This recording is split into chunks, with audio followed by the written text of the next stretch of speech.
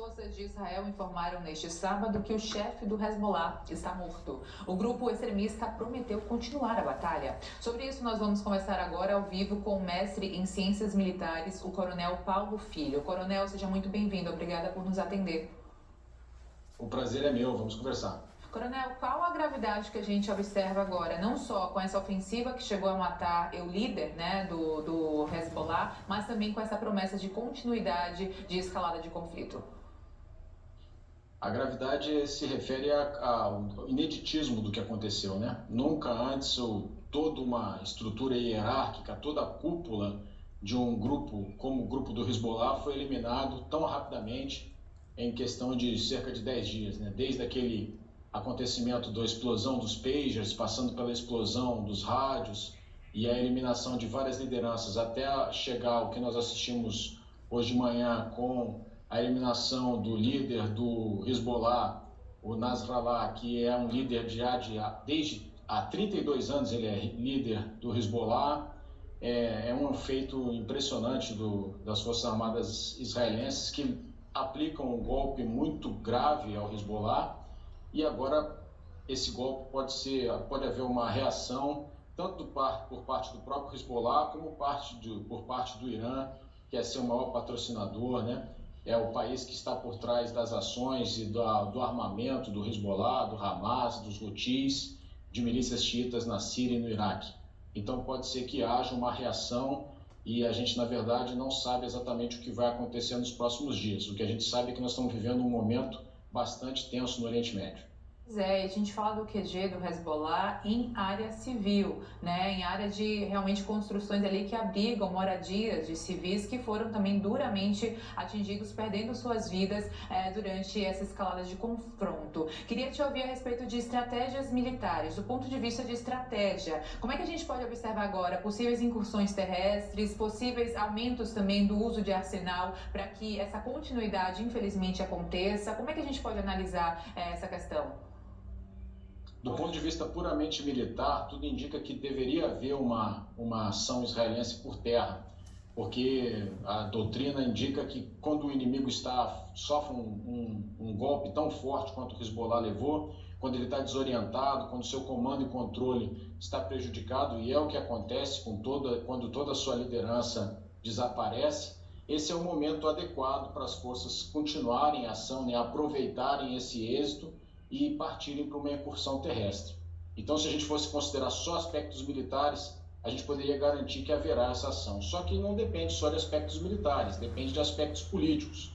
E a gente não sabe se a pressão que a comunidade internacional tem exercido em Israel até aqui sem efeito, né? Afinal de contas, a gente não pode esquecer que o primeiro-ministro Netanyahu estava lá em Nova York, na sede das Nações Unidas, né? Sendo vaiardo no seu discurso, quando ele determinou que houvesse essa ação, ou seja, a pressão internacional não fez efeito sobre a decisão de Israel, mas pode ser que para frente faça, a gente não sabe. E a outra coisa que pode acontecer, que pode evitar essa ação terrestre israelense, é o próprio Hezbollah recuar, né? Deixar de atacar Israel, partir para o norte para tentar se reagrupar, tentar se reorganizar. Eu acho que qualquer uma das duas linhas de ação, né, tanto o recuo do Hezbollah quanto Israel ceder uma pressão internacional, são muito pouco prováveis. Então eu acredito que o mais provável é que aconteça sim uma ação terrestre, que o exército de Israel ataque o sul do Líbano para terminar essa ação e tentar diminuir ao máximo o poder de combate do Hezbollah, nos mesmos moldes do que ele fez na faixa de Gaza em relação ao Hamas. Acredito que a linha de ação vai ser muito parecida com o que aconteceu na faixa de Gaza.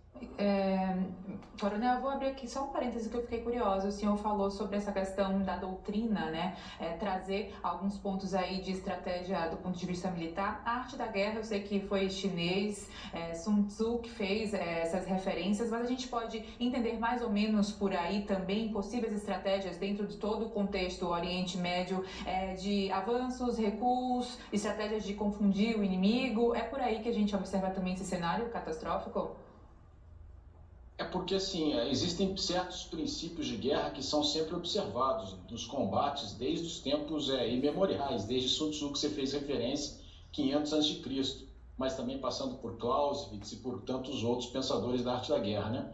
E esses princípios, eles indicam que quando há um êxito, normalmente os exércitos aproveitam esse êxito, né? Continuam na ofensiva, continuam atacando, para aproveitar o momento em que o adversário está atordoado. Se você interrompe o ataque nesse momento, você dá espaço para que o adversário se recobre, se reconstitua, reorganize a sua liderança, reorganize os seus meios e volte a lhe atacar no futuro. Então, nesse sentido que eu fiz referência à doutrina militar. A doutrina indica que sim, deveria haver uma continuidade das ações israelenses.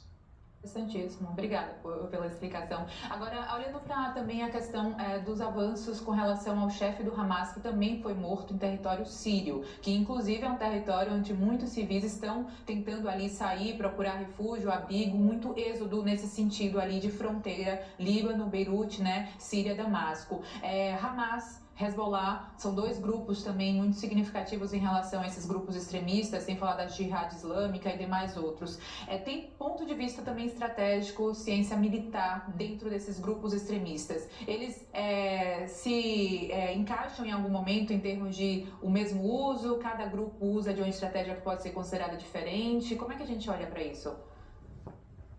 O que une esses grupos, né, que você se referiu, especialmente o Hamas, o Hezbollah, os grupos dos Houthis no Iêmen e as milícias xiitas que atuam na Síria, que também atuam no Iraque, esse ódio a Israel, né, esse combate a Israel e a negação da própria existência do Estado israelense, né?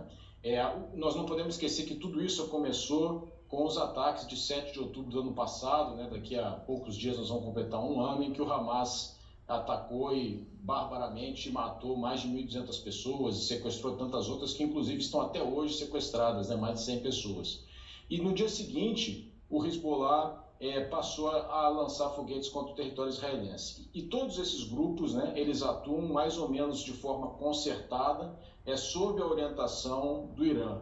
Por isso que nesse momento todos os olhos se voltam para o Irã. Qual será a reação do país islâmico, né? Ele fica numa situação muito difícil, porque se por um lado eu tenho certeza que o Irã quer evitar o confronto com Israel, né? Não quer uma guerra aberta com Israel no momento em que o Irã passa por dificuldades econômicas, passa por falta de coesão na sua própria sociedade, né? E não tem uma força armada no nível, na minha opinião, para fazer face a Israel, se ele não atuar, ele vai perder a face, vai perder a liderança em relação a esses grupos, né? vai se enfraquecer em relação a esses grupos. Então, a decisão que o Irã vai tomar nesse momento é uma decisão crítica para a continuidade dos acontecimentos no Oriente Médio. Foi tentado um acordo de cessar-fogo, né, pelo menos uma trégua de 21 dias, até sugerido pelos Estados Unidos juntamente com a França, que acabou ruindo justamente por toda essa escalada que a gente viu se confirmando.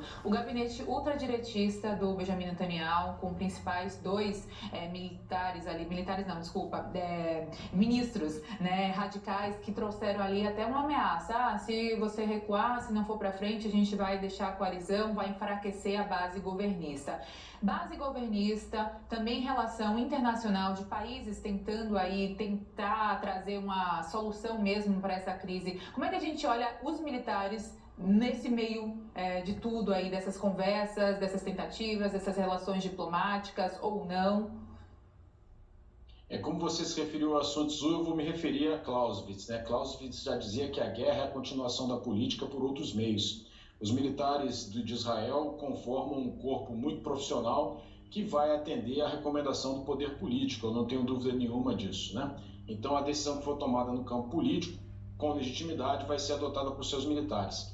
Isso não quer dizer que os militares não façam críticas, e nós vimos algumas críticas à falta de uma estratégia de saída da faixa de Gaza, né? Uma guerra, ela não é só o atrito militar, né? A guerra também tem o depois, né?